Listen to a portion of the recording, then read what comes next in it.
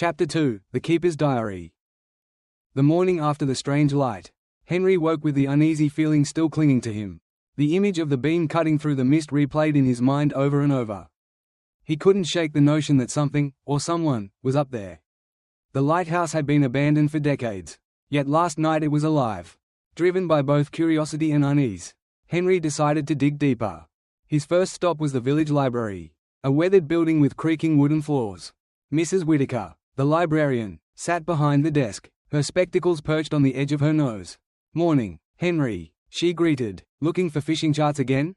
"Not today," Henry replied. "I'm looking for anything about the old lighthouse." The smile on Mrs. Whittaker's face faded, replaced by a shadow of apprehension.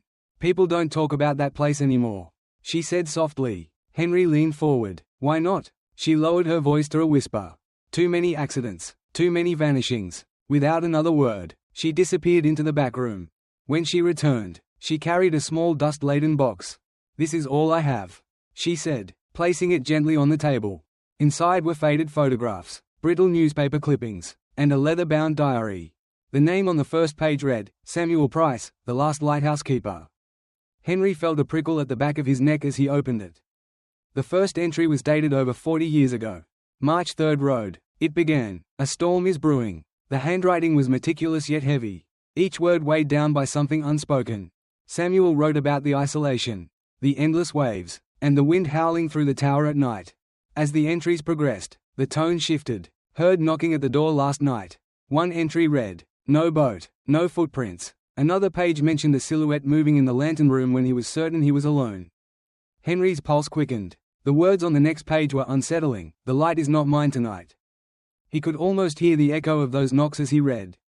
The final entry on that page was nothing but a date and a single word, "Waiting." Henry turned the fragile page carefully, afraid it might tear. The diary entries grew stranger as the days passed. March 10th, Samuel wrote, "Saw a figure standing on the rocks during the storm. It did not move when the waves crashed over it." Henry imagined the cold spray of the sea, the roar of the wind, and that unmoving shape. The next entry was short, "The lamp was lit before I reached the top." Henry felt a chill despite the warmth of the library. March 14th, the diary continued, "Found wet footprints inside the tower.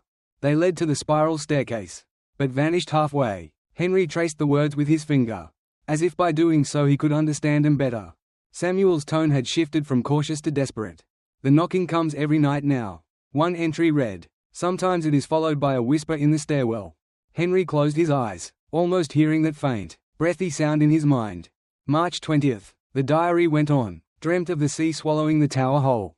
When I woke, the floor was wet." Henry's heartbeat matched the rhythm of the words, slow, heavy, inevitable. The next few entries were smudged, as if water had seeped into the pages. Still, Henry could make out certain fragments. "Footsteps above me, light moving, without me. Voice calling from the sea." Each fragment felt like a piece of a puzzle Henry couldn't yet see. Then came an entry unlike the rest, "The light is a beacon. But not for ships." Henry stared at that line, unsure whether to feel intrigued or afraid. The diary ended abruptly on March 23rd Road, with a final, cryptic sentence, "If you see the light twice, you are already part of it." Henry closed the diary slowly, as if afraid the words might escape into the air. The library around him seemed quieter now, the silence almost palpable. He glanced toward the tall window. The evening sky had deepened into violet. Rain streaked the glass, distorting the shapes of the buildings outside. Henry's mind kept circling back to the cryptic phrase, "You are already part of it." What could it mean? Was Samuel warning someone, or confessing something? He decided he needed more answers. The only place to find them, he knew, was the lighthouse itself. That thought made his chest tighten, as though the tower were already aware of him. Henry gathered his coat and stepped into the rain-soaked street. The wind pressed against him, carrying the faint brine of the sea. Lamps flickered in the distance, their glow blurred by the mist. Every step toward the shore felt heavier, as if the air itself resisted his movement. Soon, the lighthouse came into view, a dark silhouette against the stormy sky. Its light swept slowly across the waves. A cold, mechanical heartbeat. Henry paused at the gate, where rusted chains hung loosely. He pushed them aside, their clatter sharp against the wind. The path to the door was slick with rain, each step echoing in the hollow night. Henry reached for the handle, cold, like something that had not been touched for years. The door groaned open, revealing the dim interior of the lighthouse. The air smelled of damp stone and old oil. Henry's footsteps were absorbed by the thick dust carpeting the floor. Somewhere above, a faint creak echoed, followed by silence. The spiral staircase rose into the shadows, each step a dark invitation.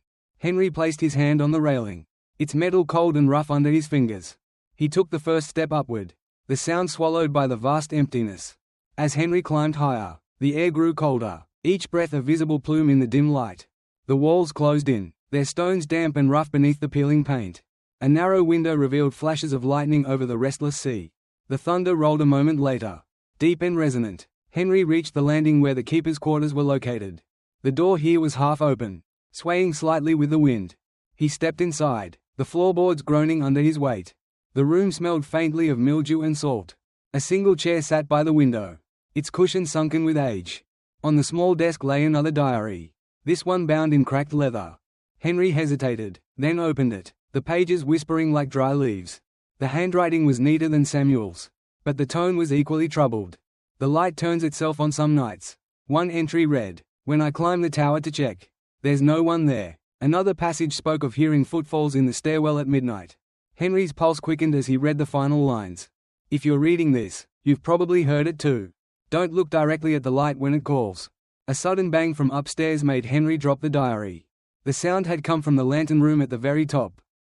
Henry grabbed the railing and began to climb again. The wind howled through unseen cracks, a dissonant chorus with the rain. His footsteps echoed sharper now, as if the tower were awake. The final door loomed ahead, trembling on its hinges. Henry pushed it open, bracing himself for what lay beyond. The lantern's great glass lens rotated slowly, casting cold beams into the storm. But in the reflection of the glass, Henry saw something that made his breath stop. A figure stood behind him, where no one could possibly be.